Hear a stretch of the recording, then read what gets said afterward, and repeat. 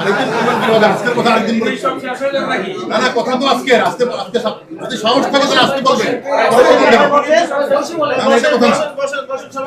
যদি বলতে পারেন আজকেই বলতে পারবেন, পরে ভয় পাওয়ার কি আছে?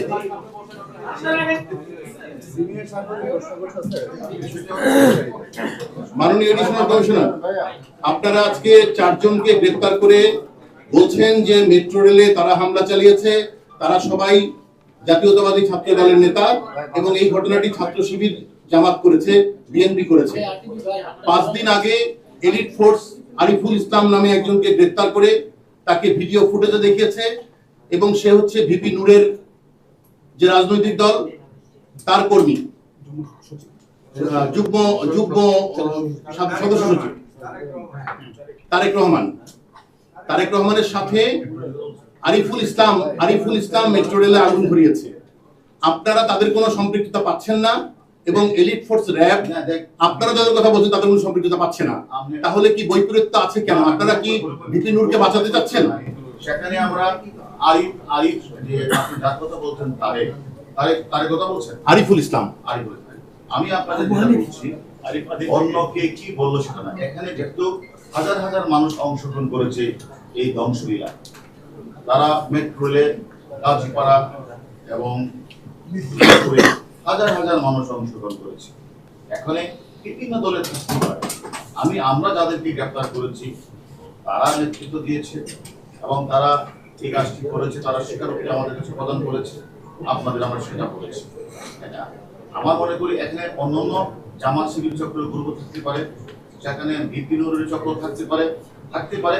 আমরা কিন্তু ভিপি নূরকেও নিয়ে আসছি রিমান্ডে, আমরা তারেককেও নিয়ে আসছি, আমরা এদিকে সবাইকে নিয়ে আসবো। আমরা মনে করি যারাই বাংলাদেশকে অকার্যকর রাষ্ট্র পরিণত করার জন্য বিভিন্ন মানুষের প্ররোচনায় অর্থ নিয়ে চেষ্টা করেছে, তারা অতীতেও সফল হয় নাই, এখনো সফল হবে না, ভবিষ্যতে সফল হবে।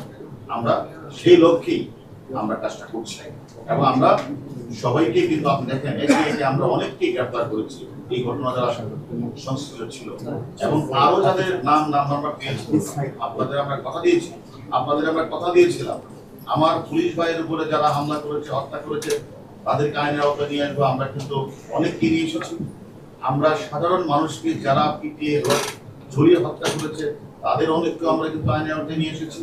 আমরা মনে করি মেট্রো রেলে যারা আগুন লাগিয়েছিল, আমরা ছাত্র দলের অনেক নেতৃবৃন্দ, তাদের বস যারা হুকুম দিয়েছে সকলের নাম আমরা পেয়েছি। সকলেই কিন্তু এর ম্যাক্সিমামই কিন্তু আমাদের কাছে আছে, তারা কিন্তু স্বীকার করেছে। আমি মনে করি আমরা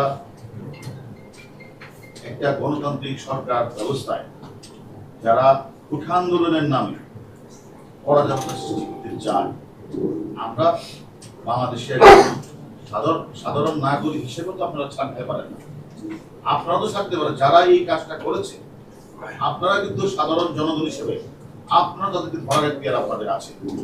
আপনাদের কাছে আমার বিনীত অনুরোধ থাকবে, আমাদের আইন শৃঙ্খলা বাহিনী যেরকম ভাবে সব জায়গায় বুঝতে চেষ্টা করছে তাদেরকে গ্রেফতার করা, আপনাদের কাছে যদি সচেতন নাগরিক হিসেবে সাংবাদিক হিসেবে তথ্য থাকে, এই সকল অপরাধীরা, এই দুর্বৃত্তরা যারা দেশকে অকার্যকর করার জন্য ঢাকা শহরে এই তাণ্ডবলীলা চালিয়েছিল, তাদের নাম্বারটা যদি আপনারা প্রকাশ্যে না পারেন তুলে দিয়ে আপনারা পারলে ধরে, আমি এদেরকে সকলে মিলেই প্রতিহত করব। সাংবাদিক সাঈদকে আপনারা গ্রেফতার করেছেন, সেও কি বাংলাদেশ রাষ্ট্রকে অকার্যকর করতে চেষ্টা করেছিল? আমরা তদন্ত করছি। আরেকটা বিষয় বলি যে আমরা যাদেরকে নিরাপত্তার স্বার্থে আমরা নিয়ে এসেছি, সেফটি এবং সিকিউরিটির স্বার্থে, আমি এটাও বলবো, আমরা আগে যেমন বলেছি যে আমরা টিভিতে আমরা তাদেরকে জিজ্ঞাসাবাদ করছি, আমি তাই তাদের সেফটি সিকিউরিটির কথা চিন্তা করে আমরা তার পরিবারের কাছে অনুরোধ করবো, দুশ্চিন্তা করার মতো কিছু নেই।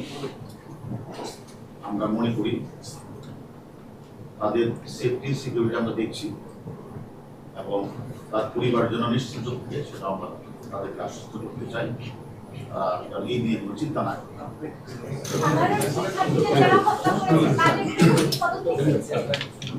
সাধারণ শিক্ষার্থীদের যারা কালকে বলবো না কিন্তু আজকে আজকে বলেন